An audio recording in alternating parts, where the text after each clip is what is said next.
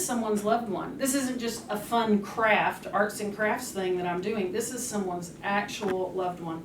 This means something to someone. This brings someone a lot of pain. There are 19 full-time forensic artists that I know of in the United States. Not every state has one. Some states have multiple.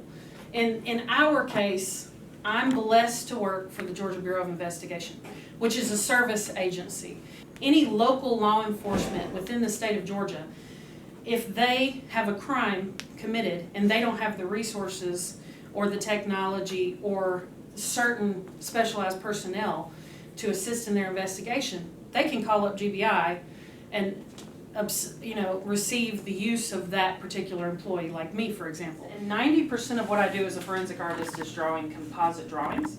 And what composite drawings are is if someone is the victim of a violent crime, they are brought to me, and I will sit down with them in an effort to get a good idea of what the perpetrator looks like who committed the crime. I then draw that on paper, and we work with it back and forth until we have a pretty good likeness of what the offender looked like. The other 10% of my time is invested in work for the dead, and that comes in many different shapes and fashions. One of which is when someone is found deceased, recently deceased. You can't put, obviously, a picture of a recently deceased person on the news for identification.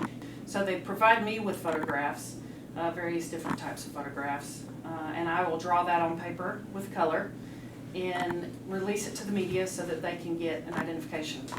Another thing that I do is working with skeletal remains. Now, obviously, investigators are behind the 8 ball when it comes to working with skeletal remains, because it's been more than 48 hours. And, the skeleton doesn't typically have their ID in their pocket, so it's very difficult to parse together, who could this particular type of person be, this particular set of bones be.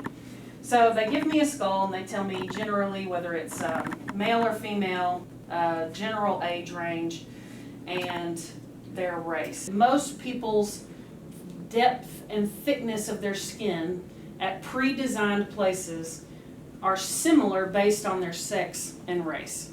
Okay? So if I know a skull's sex and race, I have a list that was created by these doctors that show me how thick their skin should be in these pre-designed locations. I don't know the hair color. I don't know the exact age. I don't know the complexion. So when you're looking at a skull reconstruction as a private citizen who may have a family member who's missing, and don't think, oh, well, her hair was a different color, or she wasn't that old when she went missing. Those things are things that I've done the very best I can in putting, with this particular reconstruction. That doesn't necessarily mean it turned out exactly that way. I base my work on averages, but not everyone follows the averages. My mom was the forensic artist for the state of Georgia for 37 years. She was the first forensic artist in the state of Georgia. She trained at the FBI Academy. She was one of the first forensic artists in the country, as kind of what we call the old timers now. So she was reaching the point of retirement. She was worn out, and she had tried to train 4 other artists to do the job before she left. But my mom is very old school. She's very to the point, very direct. She doesn't hold anything back. And so the 4 people that she'd tried to train, it didn't work. It didn't mesh. So she came up to me one day and she said, "Kelly, I know that you have an art degree. Can you draw a face?" I said, "Well, Mom, it's been a while. I was just working at a medical collections agency at the time." I said, "Well, I'll give it a try."